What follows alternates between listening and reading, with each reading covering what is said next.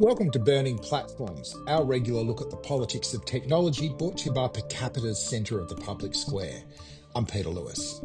This week we're joined by Tech Council CEO Damian Kassabgi to discuss the local industry's agenda for Australia. But first, our regular look at the latest tech news with panelists Digital Rights Watch Chair Lizzie O'Shea and Health Engine CEO Dan Stinton.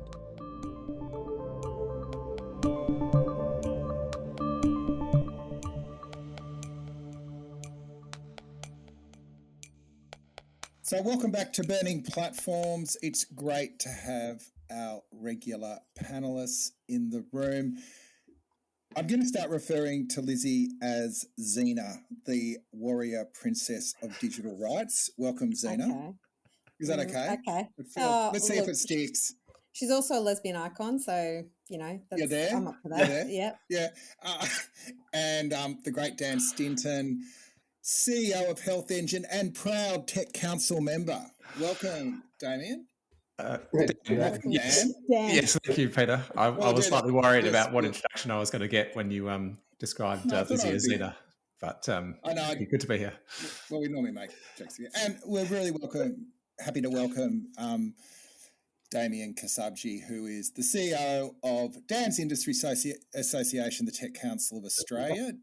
Damian, it's great to have you along. And also, we are, I guess we'll call it a critical tech podcast, and it is great to have somebody from the industry come to have a discussion, and we really want to have a robust, but we are always on the side of respect as well.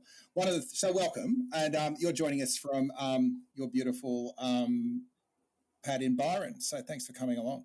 Yeah, good to be here. So I thought normally we jump straight into the news, but I thought it would be interesting before we get going, just because we do come from different perspectives.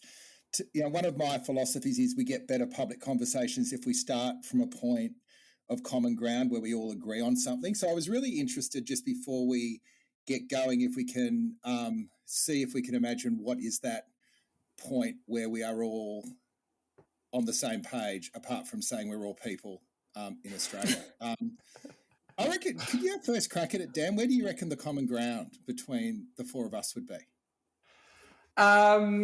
Well, this is probably a self-serving perspective, but I hope it's true. I mean, I think we would all be in support of Australian technology companies thriving and hopefully making a positive contribution to the Australian society at large. I run an Australian tech company, and that's certainly my perspective. But I think most of our criticisms have typically been of more the hyperscalers and those overseas. So that's where I'm coming to it from.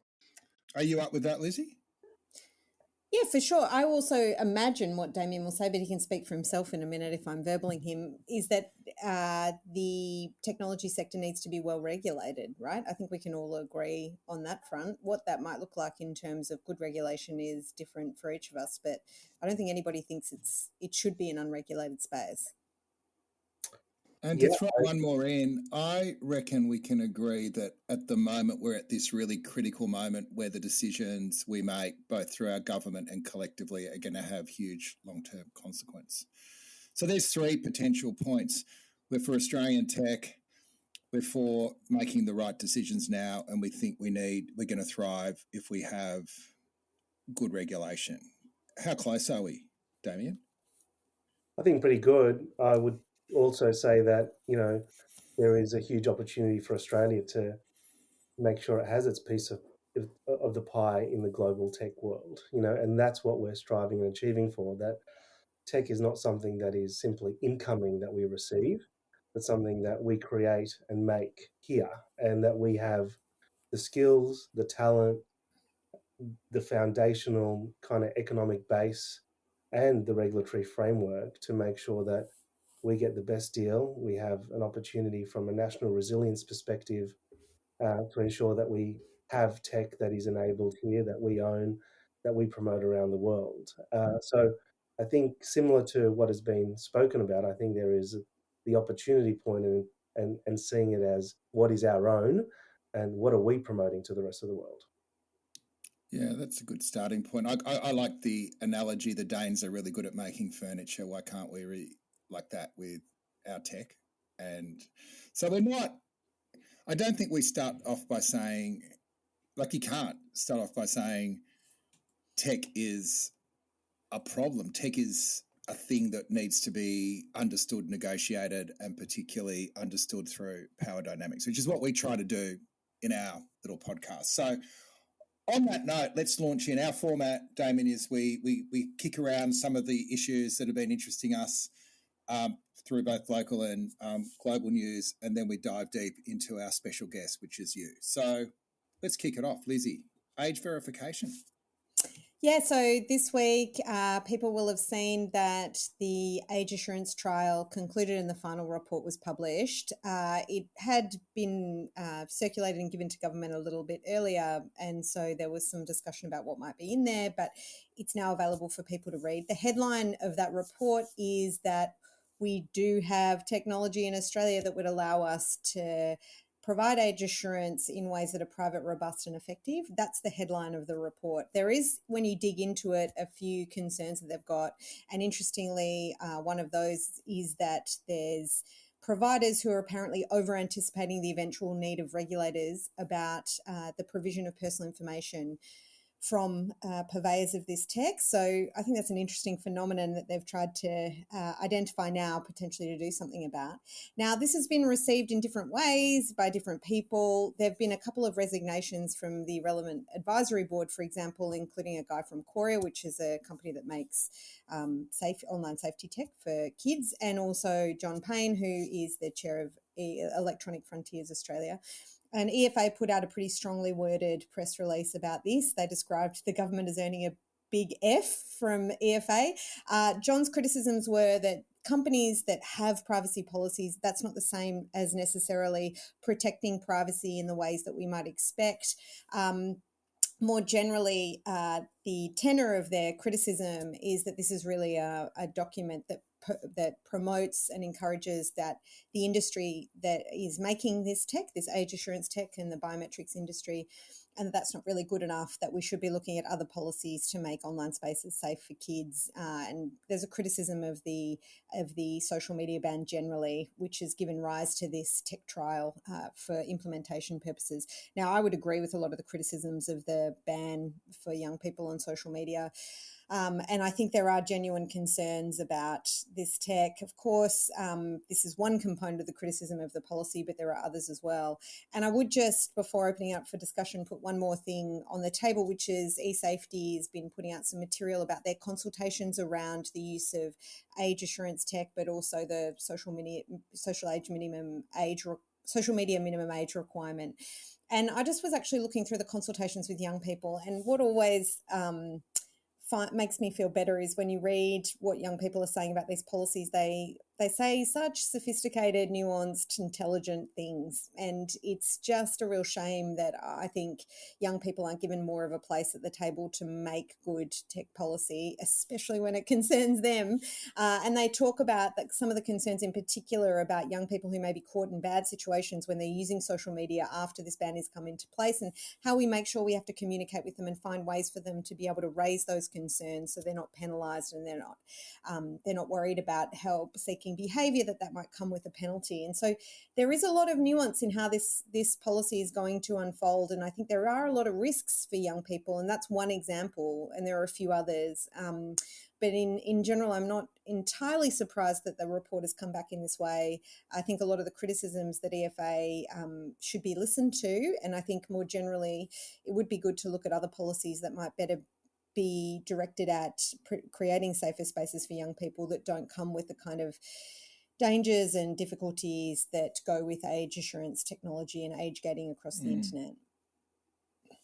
Yeah, Dan, I know you're not an opponent of the social media ban for young people. Did I convince you of something, Dan? Tell me. You started walking towards the fence, but I still think you've got some issues. Come join me. But I also note that there's been some reports from Europe where age gates have been put in place, that there's also consequences for, broader privacy, particularly for those who want to register for instance, porn sites. So not that I'm saying that's your special area of interest, but Are you concerned about the unintended consequences?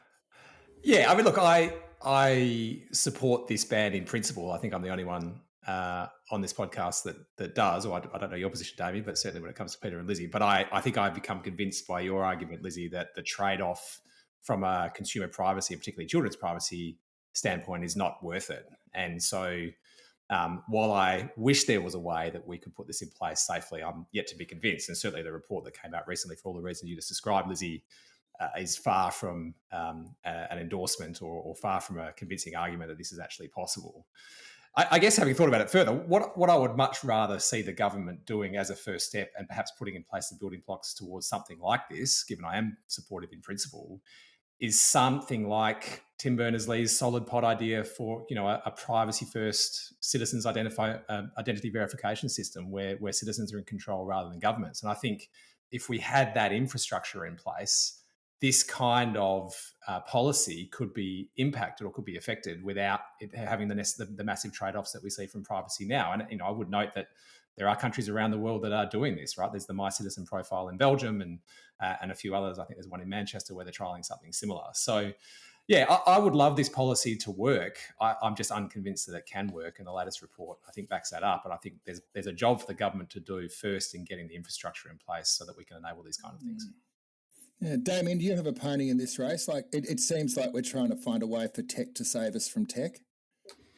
Well, tech does do that all the time, and we might get to it later, but a lot of the issues that have come about from copyright and the internet have been solved by the tech companies themselves in relation to working out through technologies how to make sure artists get monetized, or how to ensure that copyright infringements get picked up on YouTube, for example. So I don't think it is strange that the tech industry also comes to the table over time with solutions when there are genuine concerns. I think there is a question here of what is the problem? How do we solve it?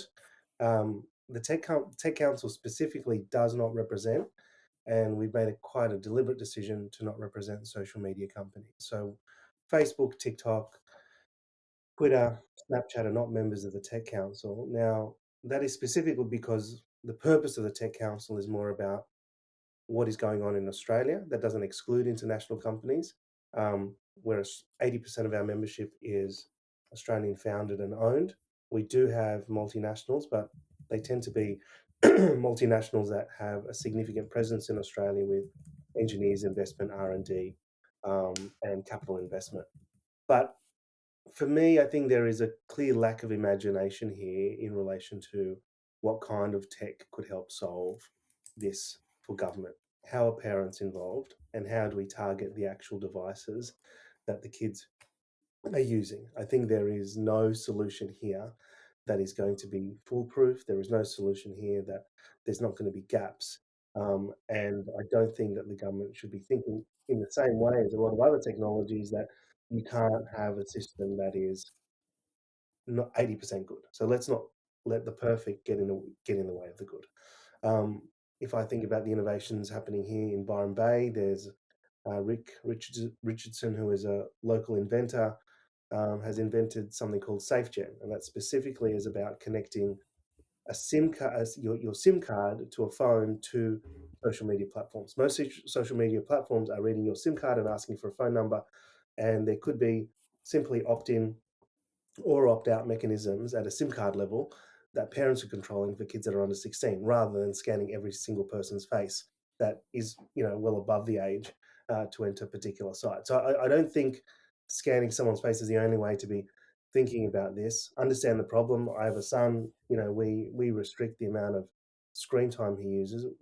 There is clearly an ability to have addictive behavior here from young people who can't control the amount that they watch, or can't control the amount of time that they spend on the screen, and that does need parental intervention. And I think there is a case for intervention here, and we just need to be a bit more imaginative in relation to what the solution is. Great. Well, let's move on. Speaking of cases for intervention, I came across a beautiful piece of journalism in Wired magazine a couple of weeks ago from a guy called Sam Apple, who organised a couples retreat with 3 people who were in intimate relationships with their AI companion. So Sam did what we've all done at some stage and hired a big house in the country and invited 3 couples along for a long weekend. There was Damian and Zia, Alana and Lucas, and Eva and Aaron, and they had meals, they roasted marshmallows, they went to a wine tasting. They ended up taking what is known as a sound bath, which is like a spa for electronics. And it was kind of both compelling and pretty weird and sad. And it's a nice long read, and we'll put a link to it in the show notes. At the end of it, the author had this, I think, terrific line. I don't know if AI companions are going to help alleviate today's loneliness epidemic or if they're going to leave us more desperate than ever for human connection. And this is not like freak stuff. Like, well, maybe it is. One of the companies, Replica, which is one of the better known apps, has signed up more than 35 million users since its launch in 2017. And we also know that AI companions are being developed in therapy. I think there's applications in aged care as well. I did decide if I wanted to have an opinion to go in and have a little play, and it was a very weird experience too. And I'll just share this one bit. You had to register, you gave your age range. I actually lied down by a couple of years and said I was 45 to 54, but all my potential companions looked about between 18 and 25, highly sexualized. It was weird. It felt like if I clicked the next thing, it felt like I would be walking into a strip club, hypothetically. So I backed off at that point, but it said to me that this is not. It's it's a very purposeful creation of an imaginary friend. We know that there are vulnerable people also using the chatbots. Therapists are concerned about it. We know also that there was a massive backlash the other week, and Dan might want to talk to this. I know you don't have an intimate companion, but you use a lot of chatbots, Dan. When ChatGPT went from its 4 to 5, and people felt bereft that the relationship they'd had with the bot had changed. So it gets me thinking about a few things, but I think most, beyond the sort of freak show and the great storytelling, and I'm interested in people's thoughts on this. So this is a new technology. There are obviously positive use cases. There was another beautiful piece in The Guardian about a woman who had some physical facial deformity, who had trouble having relationships with anyone and was using a companion as an anchor point. So I'm not denying there are positive use cases, but should this be tested and licensed like a new car model? Should it be more like a medicine requiring a clinical trial, or should it be subject to a general duty of care? Because I don't think nothing is the right approach. So I don't know. What do you reckon, Dan? I know you love your chatbot. Yeah, I mean, I read this piece and it was pretty interesting journalism, wasn't it? I mean, it was a pretty interesting snapshot into the human condition, or at least some humans' condition. And look, I don't know what to think about this. I guess my initial reaction is probably similar to yours, Peter, from the sounds of things, which is this just seems a bit creepy. But I do acknowledge that I've also read some pieces. I think I've even read that exact piece you're referring to in The Guardian, where there does seem to be some genuine benefits and that come from people that have these kinds of relationships. I guess just bringing my own, not that I've ever had one of these relationships, but just bringing my own use of a chatbot into this, where I think this could become dangerous, is, it's not unusual for me on my drive into work in the morning to open up ChatGPT and activate voice mode and have a conversation with it about particular things that I want to know about. And, I've integrated it with my calendar and my emails, and so it's got a pretty good view of who I am as a person, what I've got coming up and those sort of things. And I find it really useful. The issue, though, right, is that I think this is going to become a much more mainstream thing that people do. I mean, I don't know if we'll ever get to a world like Her where people are just constantly talking to it, but maybe we will with what's coming out of OpenAI in the future. Yeah, I guess, we're certainly on the path there, aren't we? And when the new device comes out from OpenAI with Johnny Ive, I wonder if it'll be anything like that. But the concern I've got is just I'm I'm engaging with this chatbot, and it's got huge utility for me, particularly in business, but just general to find out information about things that I might be interested in. And I'm having a conversation with it as I would a person.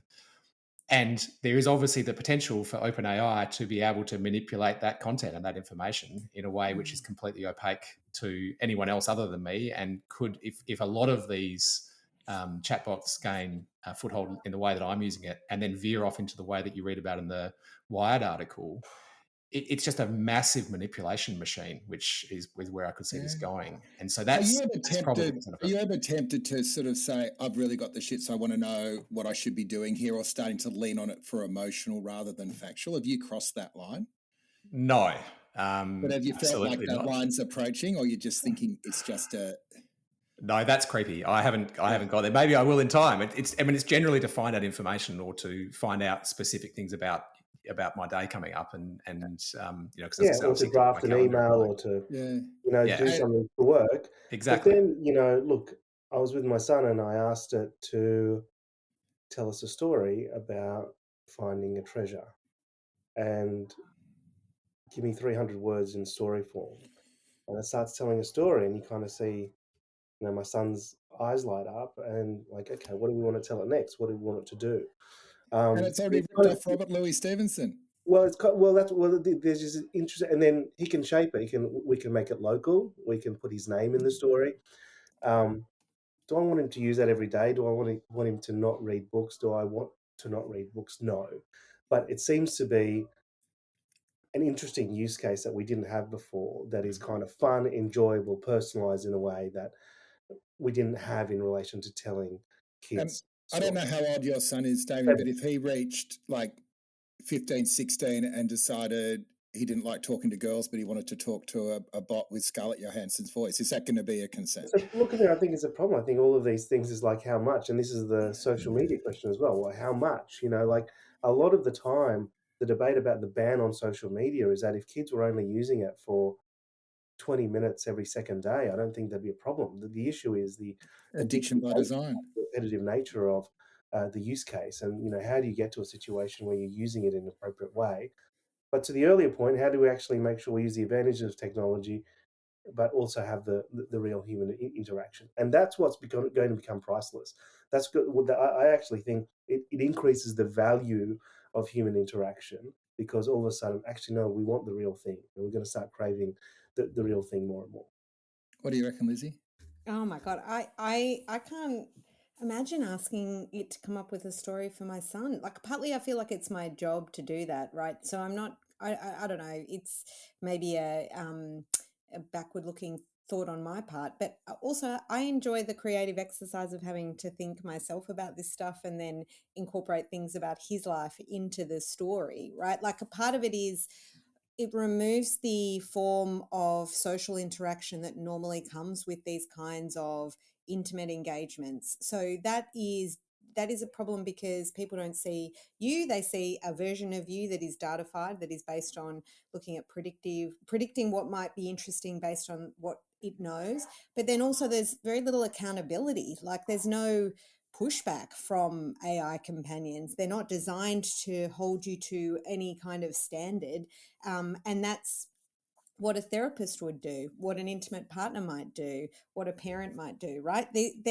The issue with these kinds of interactions is that they are by nature social, or they ought to be, or one of the values that comes with them is a form of knowing about how to interact with people, and then also knowing how to be accountable to them. And if we remove that from those instances, there's some joy and fun in it. Don't get me wrong, I'm not trying to be the fun police, but I also just wonder how you reincorporate that into the tech that is not designed to do that at all. Like, one of the concerns I think many people have when they hear about these tech taking these kinds of jobs that used to be done by people is that we will then, not that we'll have nothing to do, but that we'll be required to spend our time doing things that are much more menial or unpleasant or whatever it may be. Like, the benefits of time saved by outsourcing these kinds of tasks to tech is not that you spend more time with your kid in this instance. It's kind of like your time with your kid is mediated through tech, or, time saved on looking at your diary is not so that you'll stay home longer in the morning, Dan, before you leave for work, because you know that you'll do that in the car. Like, it's not like you get the time back in meaningful ways. I just think it adds to the times suck, and it doesn't feel like you're getting quality back. You get maybe productivity, but that's not the same thing. That's my kind of anxiety around some of this stuff. Like, yeah, how do we bring the social back into these interactions? Is it possible with this kind of tech? I query whether it is. I find it incredibly sad to think, for instance, that an old person will be kept company by an AI, but I also find it incredibly sad to think currently they're sitting in a room probably only being visited by a worker. Like, neither of them is a good... Imagine if we had a 4-day week or a 3-day week, because the productivity benefits were distributed among people, and then you could go and spend a day with a person who is older in your life, whether you're related to them or not. You could spend more time caring for your children. Like, isn't that the purpose of tech, to take away... Wouldn't you just watch Netflix? Well, this is the thing, right? Like, it's tech solving problems that it's created, like this is a problem with that model, I think. You can have both, though, Lizzie. You can have a circumstance where, yes, we get the productivity benefits that result in more human connection, and you get the benefits of what I'm doing in the morning and what Damian has just described, which is genuinely new. And there's it still can be a net positive. It doesn't, just because tech is in the mix, doesn't make it necessarily bad, though, does it? Oh, I mean, no, but this is the question. I think how it's deployed is a question of power. It's not, and law and, social political relations. Anyway, wow. It's very, very deep, very quickly. Sorry. I know, sorry. And the dynamics have all changed. Dan's normally in a minority of one. I know, it's 2 on 2 for once. I know, it's like you're all pumped up. You're all pumped up. Look, Dan, you tuned in to this week's Press Club speech from Maria Ressa, who is an absolute legend running Rappler in the Philippines. Tell us what you took away from that. Yeah, look, most people probably know about Maria Ressa, but just in case those don't, she's a hero of mine, Filipino journalist and the co-founder of the news site in the Philippines called Rappler. It got a huge amount of attention because it's been done a lot of great investigative reporting, and it's been particularly critical of disinformation and authoritarianism and former President Rodrigo Duterte.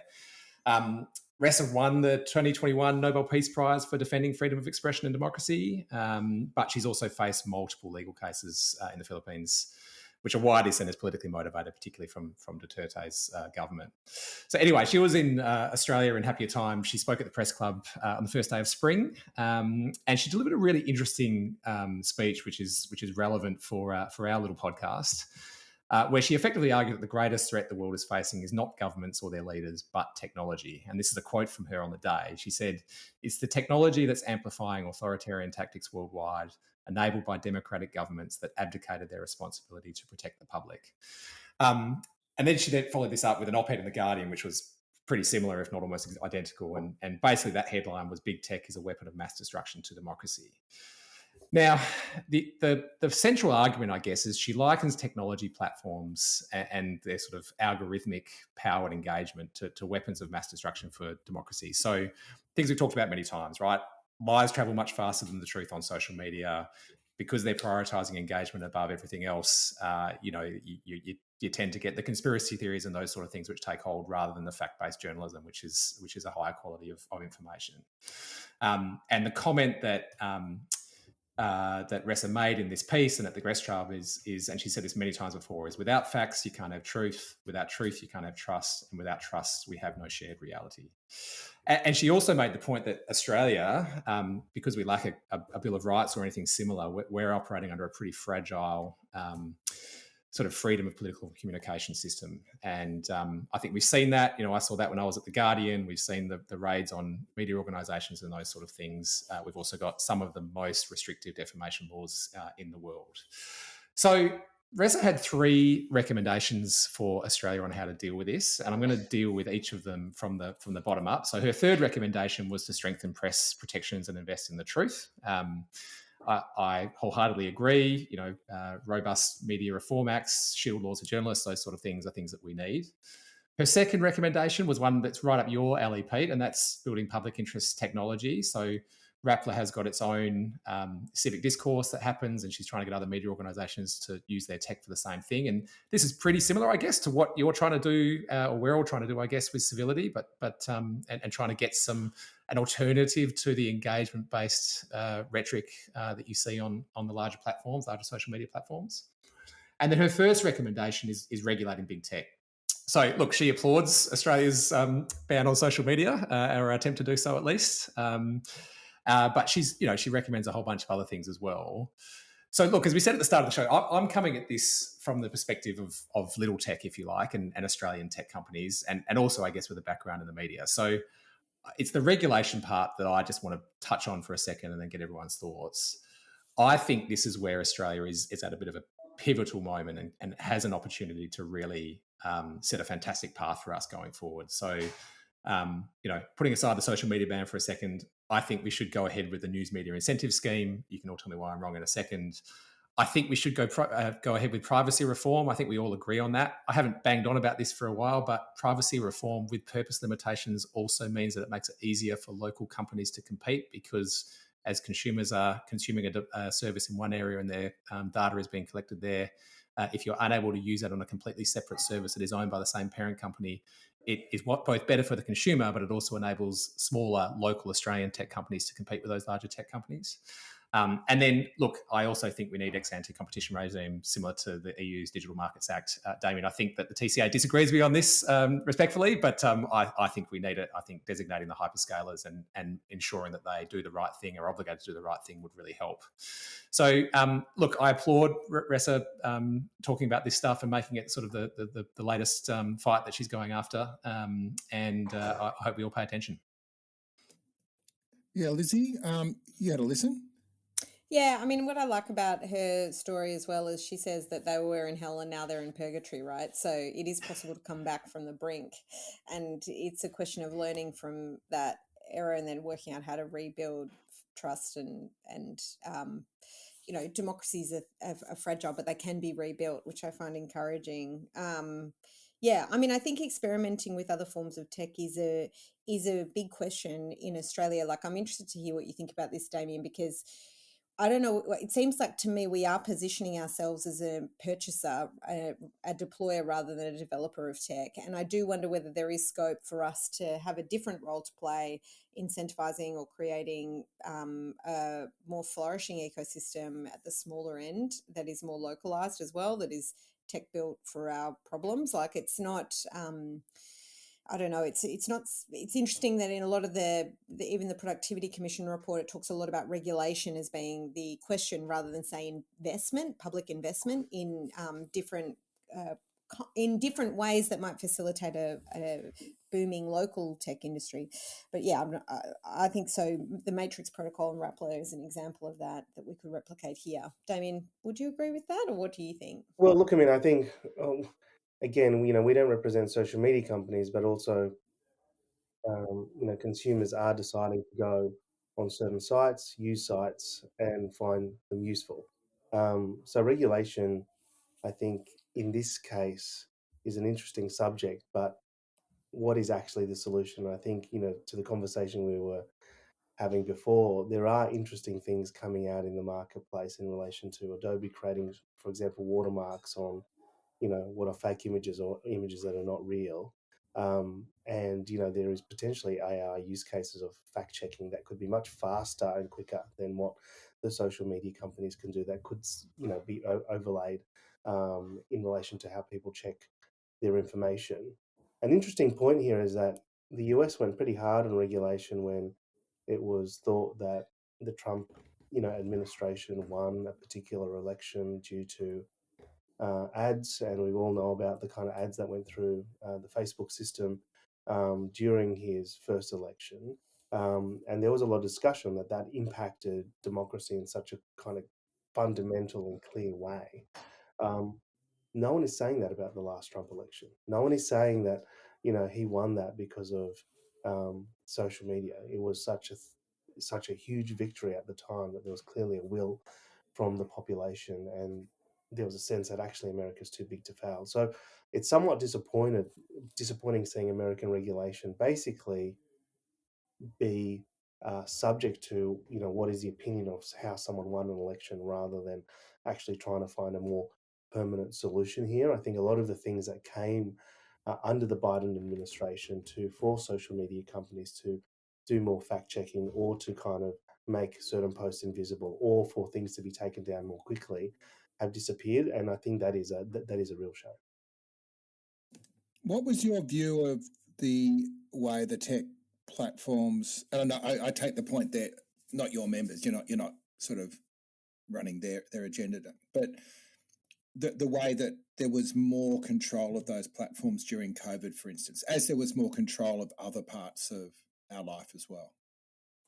Yeah, look, I mean, I think us as Australians come from a very different perspective. So I think that, just fundamentally, culturally, we are born as a governed state, from from white settlement, obviously without thinking about the indigenous kind of cultures before then. We are founded as a governed society, and Australians tend to accept and see governance as something more acceptable in a way than Americans, and this is where the disconnect is a lot of the time, because the Americans are founded on the principle of, we moved from England as a free society, we get to make up our own rules, government comes after. Whereas in Australia, government came first from a conceptual perspective. And we see that in the debates between kind of Australian policymakers and US policymakers at the time as they think about technology.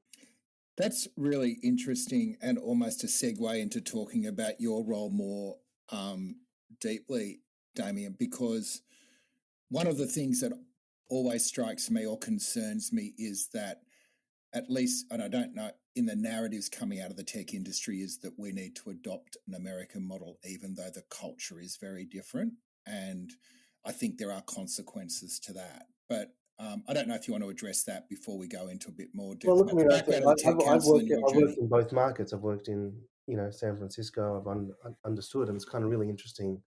In the Australian landscape, policy development can happen in quite a live manner. Policy development can happen through negotiated outcomes with regulators. It can happen through negotiated outcomes with legislators and politicians who want certain outcomes.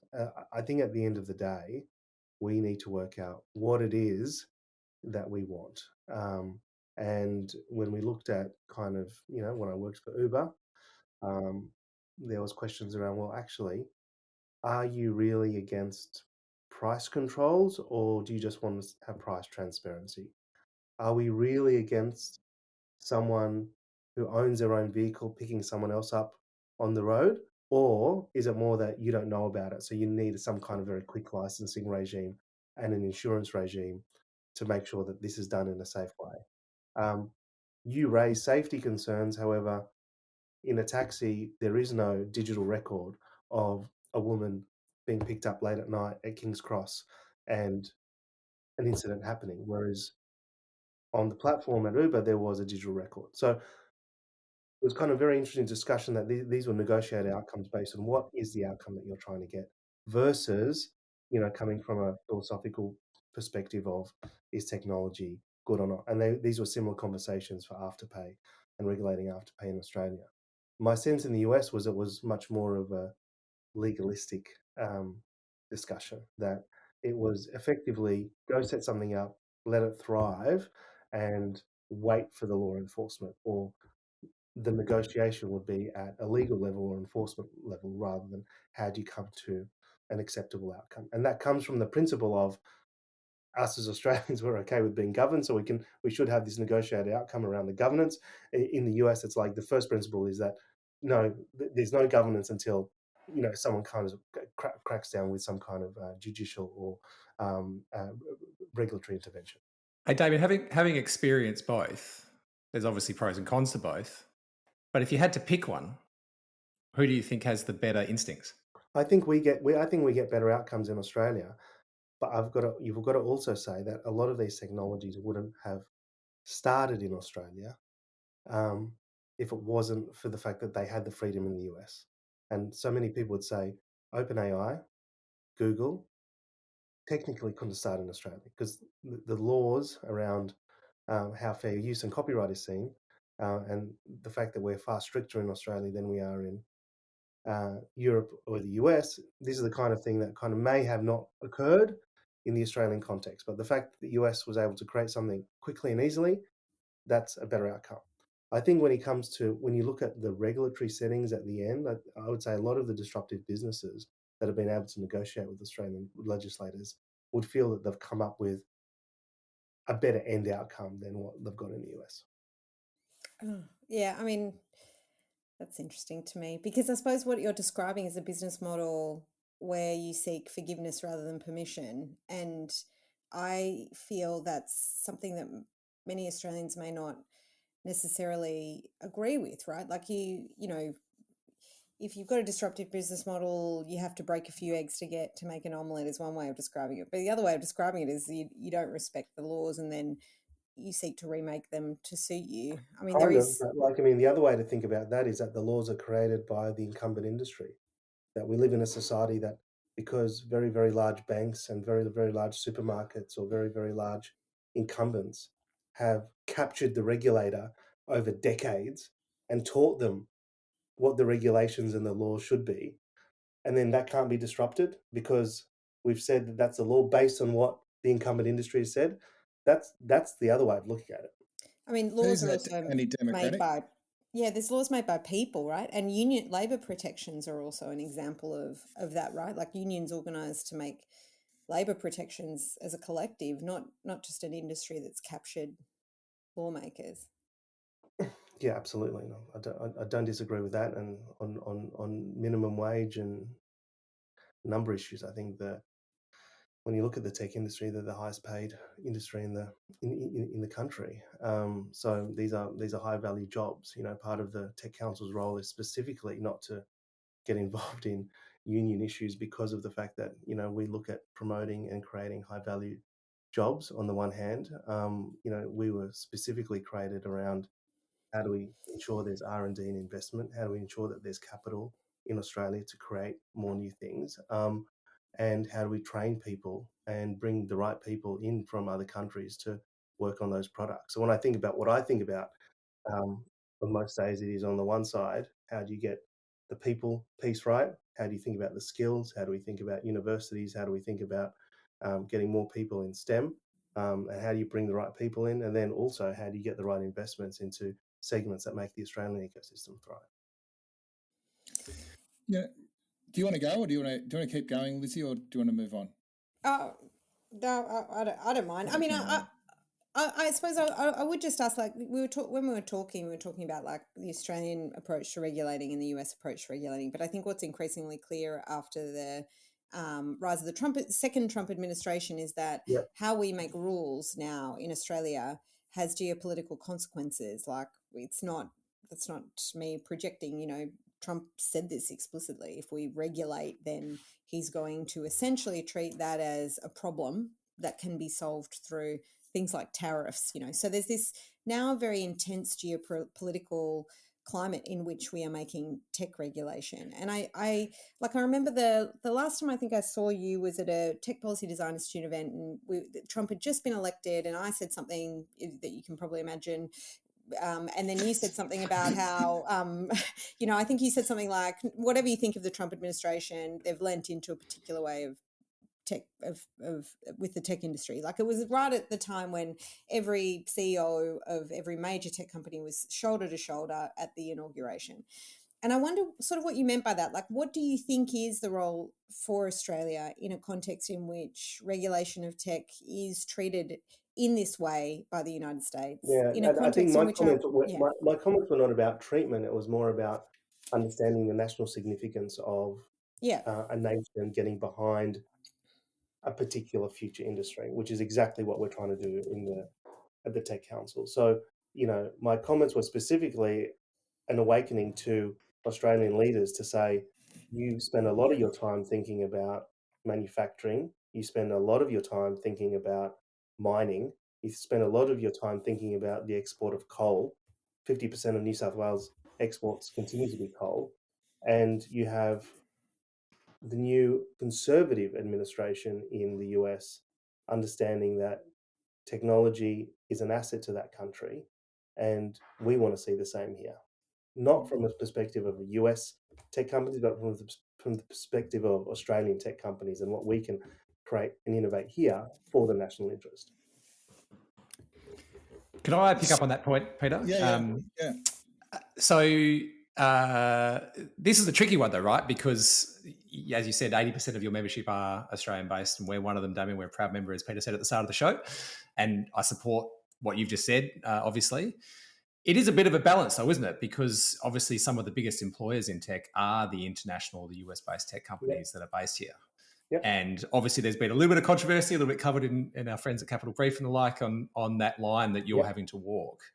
Give us an insight, like how do you square this circle between fostering Australian tech and ultimately creating the conditions for Australian tech companies to thrive when this is maybe not often, but certainly often enough in conflict with the objectives of those larger tech companies, which would rather have no regulation and the ability to kind of just do what they want within Australia. How do you square that circle? Yeah, look, I mean, it specifically goes to why we have been clear in our objectives around what we want to do, which I mentioned at the beginning. You know, if I to dumb it all down, it's about investment and jobs. But when Google employs 3,000 people, and that is contributing to the ecosystem, and the reason that there's thousands of Google engineers in Sydney is because they bought an Australian company, which ended up becoming Google Maps, and they're still running the Google Map service for the globe out of Sydney because that happened. That is good for the ecosystem. That is good for Australian tech. That is good for the flourishing of US companies seeing Australia as a place to employ people. It is a good outcome for Australia that Cash App, which is, I think, used by 60 million Americans, which is the consumer equivalent of the Square terminal, but for consumers, which is only available in the US at the moment, or certainly not in Australia. But the engineering centre for that is in Melbourne. That is still a good outcome for Australians, that we're getting that knowledge and we're getting that learning in Australia. And out of that comes more tech entrepreneurs and people who create stuff. And Atlassian has great statistics around the hundreds of millions of dollars that have been invested from very successful Atlassian employees that go back into creating new businesses right here in Australia. And that's what we want to harness. And that's what we mean when we say that there is still value in having these companies who are investing heavily in Australia in the tent as we talk about some of the issues that we want to talk about, first and foremost around talent and investment. And there is that benefit, inarguably. Sorry, last point, Peter, and I'll let you get a word in. That there is that benefit, obviously. I guess it is a trade-off, though, right? Because it comes with that they're very hard to compete with. They're very hard to compete with. It's very hard to compete with Google in Australia, and they have the ability, because of their scale, to self-preference and do all the things which we don't have regulation in place to stop. And so I guess that's the position. You're having to make a judgment call, correct me if I'm wrong, around what the net benefit is. And I guess the judgment that you're making is that the net benefit is a positive one at the moment with having them here. Yeah, and I think in some cases it is. I'm just not sure it always is. There are some examples, and we want more examples. But let's be clear, Google Slides and Google Docs disrupted PowerPoint and Microsoft. There's a 10 times better experience on Canva now if you were to create a presentation. And that's an Australian company disrupting a global business like Google. Who would have thought Apple Music could be disrupted? Spotify did it. So we want to see more of that, from when we think about competition, that's the nub of it. How do you actually make something better when, one of these major organizations either get lazy or haven't focused on a particular thing? So for us, there is still room here for competition. There is still, Atlassian, Canva has 220 million users around the globe, and that's kind of something that was invented right here in Australia. So that's what we want to see from, and that's a perspective that we look at it from, is that how do we harness that and ensure that we get many more of those? Can I go maybe to the forward agenda, particularly around AI, and your chair, Scott Farquhar, very articulately, which I'm not being at the moment, put forward your position at the press club about a month ago. And some of the key takeouts was your call for effectively a right to mine data and a copyright exemption of material such as the books that Lizzie and I wrote that were stolen, the music that people have recorded. Specifically not those things. Yeah, well, I'll let you get back there in a sec. The second was the call for data embassies, and the third was, the big investment in data infrastructure. So I don't know if we've got time to prosecute each of those, but they all seem to be almost an attempt to turbocharge the industry by not looking at interests elsewhere. Well, So look, I don't know if you let me feel say free to one push thing. back That on is data already mining to start. it is already happening. So from an LLM perspective, the training of models that are happening in the US, they've got fair use exemptions. That's happening right now. Like that is ongoing. What we are saying is that if we want more AI activity here, then we need to ensure the infrastructure meets the demand. And there is $100 billion worth of investment in data centers, potentially around Asia, to ensure that there are places where AI and AI kind of machine learning could exist. From our perspective, this is about how do we get a piece of that pie? And one of the considerations is how we think about data mining in Australia. Now, let me give you an example that the New South Wales government is currently trialing and trying to work on. And that is to use an AI model to read and interpret all development approvals from every council across the state and help each council work out in a much more efficient way how to approve buildings or not approve buildings based on AI learning of the past. So development applications in a time of a housing crisis can move faster and the decision making can move faster. That still breaches the Copyright Act. That's got nothing to do with artists, it's got nothing to do with books, it's got nothing to do with music. Our view is that there are ways to be thinking about this where you create carve-outs or exemptions for critical things around the arts without destroying the ability for these learning models to create products that would make things more efficient or be, better for society. And I've just given one example of that. Yeah, that's a very specific use on a particular closed data set. But the propositions around everything being a resource that can be mined, I think that's where there's been a justifiable pushback. And I think Scott obviously was in the limelight for that. But I think there is a genuine concern from creatives that what the industry is saying is what yours is mine. No, and that's not right. And I think there is, we can talk about this, and I mentioned the, YouTube copyright technology before. If you've created a piece of music right now, if someone else uploaded on YouTube, it gets copied, it gets understood, and it comes back to the creator to say, do you want to monetize that? Do you want to get money for that? Or do you want us to shut it down? And I don't know the exact statistic, but I think 95% of time the creator goes, oh, if someone else is using my music and the technology's picked it up somewhere else, I'm going to monetize it. I don't know right now exactly what the answer is, but I see no reason why we can't have a similar conversation around training models and what it actually means for artists. And I think we're early in the conversation, but we as an industry are very happy to have that.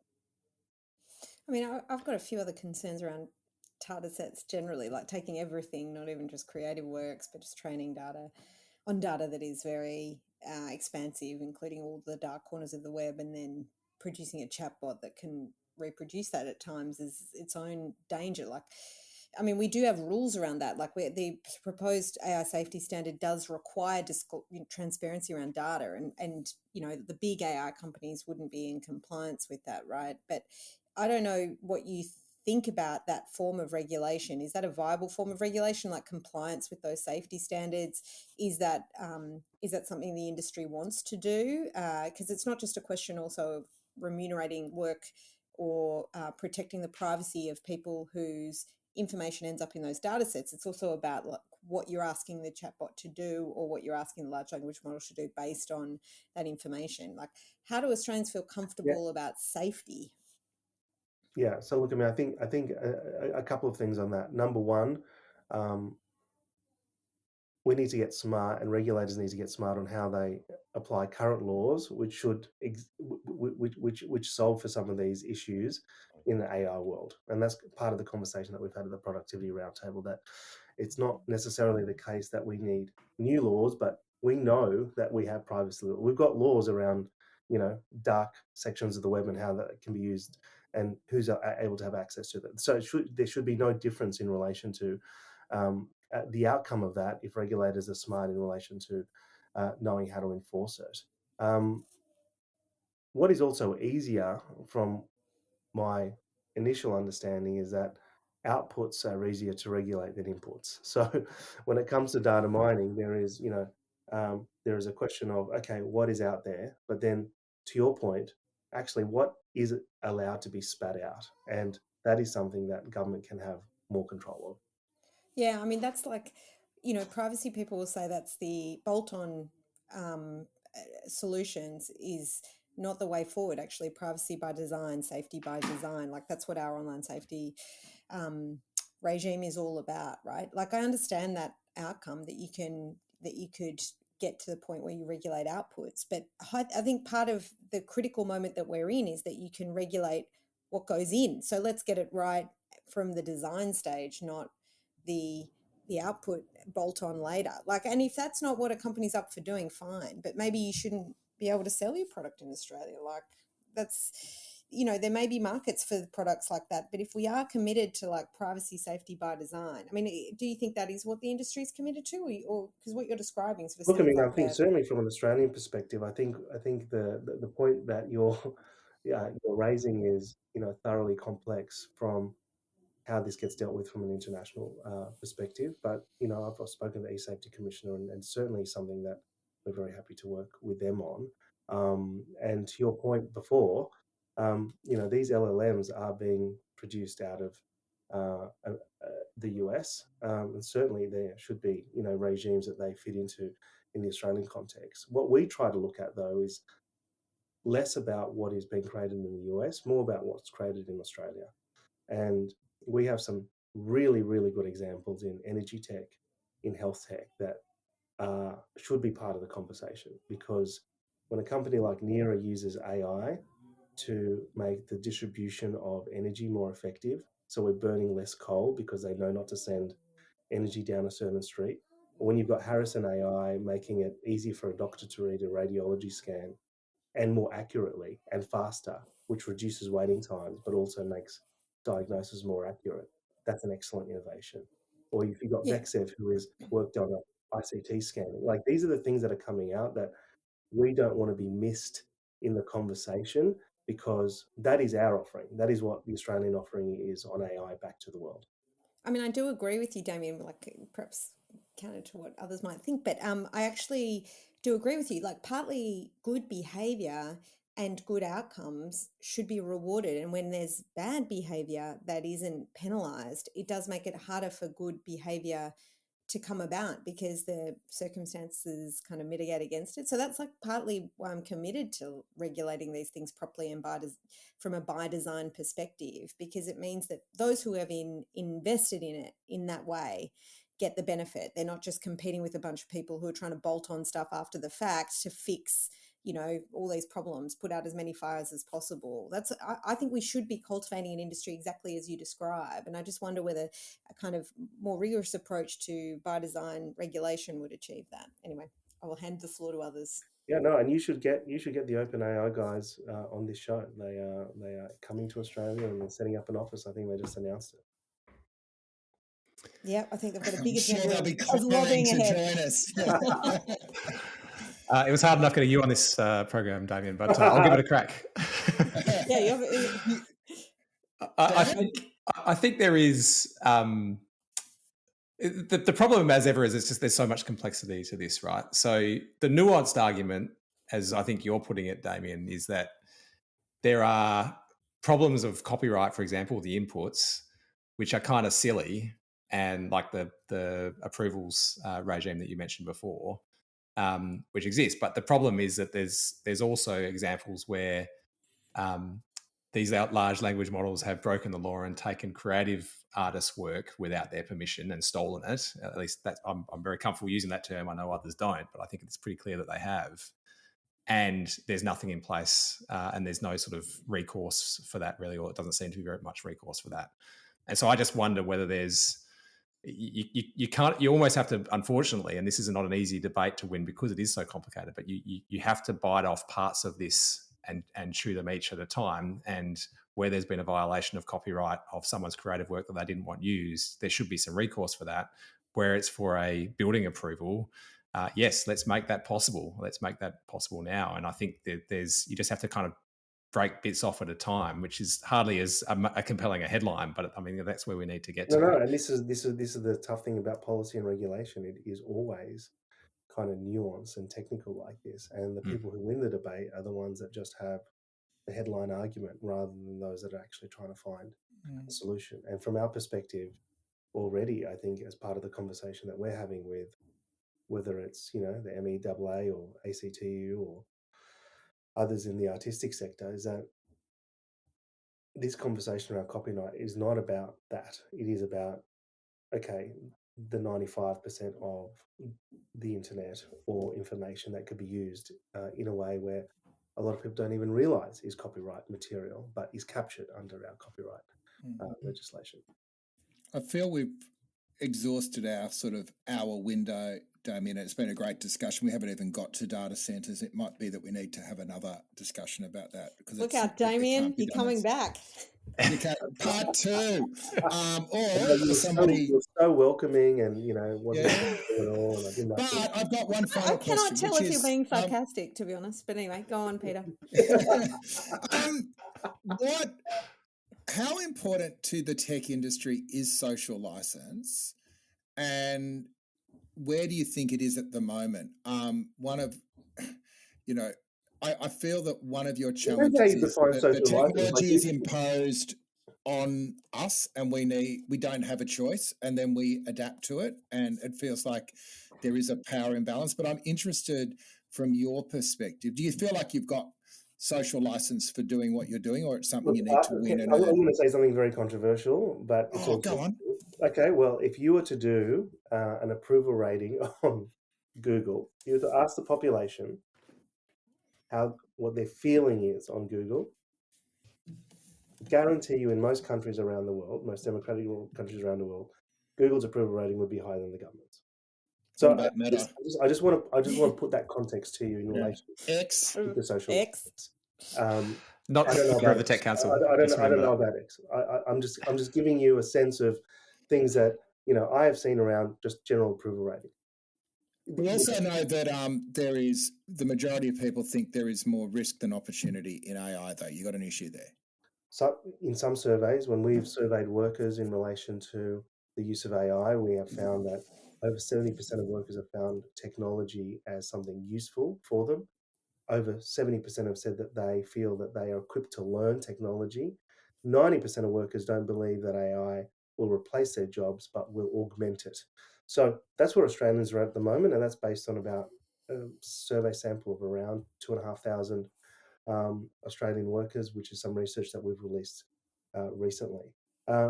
In relation to license, sometimes it's the consumers that are leading the disruption. Now, this is the inverse of kind of what you're saying, but the reason apps like Uber were really popular at the beginning was that consumers and drivers were leading the disruption. It wasn't, you know, the platform necessarily. Of course, the platform had to be there, but the behaviour of Australians was such that, no, we're happy to participate in civil disobedience to get an outcome that we think is useful for society. So depending on how you think about social license, you know, we have seen it in the inverse. I mean, I've got a few disagreements with you. I have to just put on the record there, Damian, about Uber, but that's fine. Like, we don't have to go into them now. I could talk about Uber for the rest of my life, and I don't know that anybody wants to listen to that podcast. So we can try it at some point. Lizzie O'Shea Redding from the Uber judgment. That'd be a good one. Hey, let's wind it up because we're getting silly. Damian, thanks for your time. Really generous of you to spend it. Dan, as always, we need people like you in the tech industry on the Tech Council, and it's great to have you here as always. And thank you, Lizzie, for bowling it up as you always do. We're going to be doing some live events in mid-October. I'm going to put the the details on the website and in the show notes, but we're really keen to be meeting some of our very select group of listeners over the October period, which is very exciting. Can Democracy Survive AI, I think, is the name of the event. So if you have a view on whether that is an affirmative or a negative, it'll be great to have you along. It's more about how just can wondered up democracy survive AI than can it survive AI. Buggered it again. Is it? Do we put the how in at the beginning? Yeah, because it can. It can. It should. It will. It must. People of good faith. Let's call it. Thanks, guys. Thanks for having me. Thanks, Damian.